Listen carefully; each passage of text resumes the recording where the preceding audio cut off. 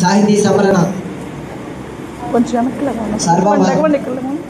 సర్వభౌమ శ్రీకృష్ణదేవరాయలు విచ్చేయుచున్నారు.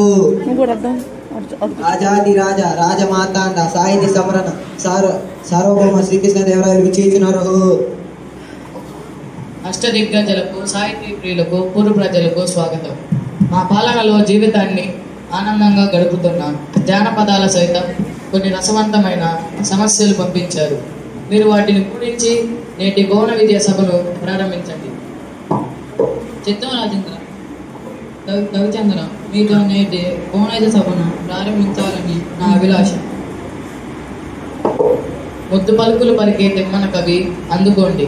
గాడిద వేడ్చాను కదన్నా, దీన్ని మీరు పూరించండి. రాజశేఖర, మానవులలో ఆడిన మాటలు తప్పేవారు కొందరు ఉన్నారు. జంతువులలో దీనిని చూడలేం. అయినా దైవ కృపతో పూరించను.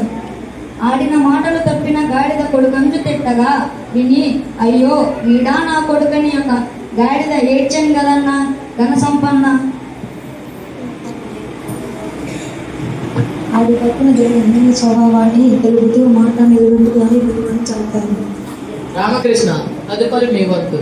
ఈ పథకమును మెరుగుదల మేక మరియు తోక ఈ రెండు దంత పదాలతో ఒక శీర్ష పద్యం చెప్పండి. మేలిన దేవర నాదేశిస్తే కాదంటానా, ఆలకించండి మహాప్రభు. మేక తోకకు మేక తోక మేకకు మేక మేక తోకకు తోక తోక మేక మేక తోకకు మేక తోక మేకకు మేక మేక తోకకు తోక తోక మేక మేక తోకకు మేక తోక మేకకు మేక మేక తోకకు తోక తోక మేక మేక తోకకు మేక తోక మేకకు మేక మేక తోకకు తోక తోక మేక మేక తోక తోక తోక తోక తోక మేక మేక తోక తోక తోక తోక తోక మేక మేక తోక తోక తోక తోక తోక మేక మేక తోక తోక తోక తోక తోక మేక. మీరు సామాన్య కాదు రామకృష్ణ. ఏమేమి మేకల కాపరి అడవికి మేకను తీసుకుపోతున్నాడా? ఒక మేక ముందర పోతుందా? ఆ మేకకు తోక వెనక బాగా ఉంటుంది. ఇలా మేకల మంద పోతున్న తీరును మేక తోక అన్న దత్తపదాలతో చక్కగా చెప్పారు. అదేమి కనుక ఇంతటి మన తెలుగు భాషను ఎవరైనా ఎందుకు కాదంటారు? తెలుగుదేనయన్నా దేశము తెలుగే, తెలుగు వల్లకుండా తెలుగొకుండా ఎల్ల నిప్పులు కలువ నెరుగుదే భాషాడి దేశ భాషలందు తెలుగు లెస్స. మరి ఇంతటి మన తెలుగు భాషని ఎవరైనా ఎందుకు కాదంటారు?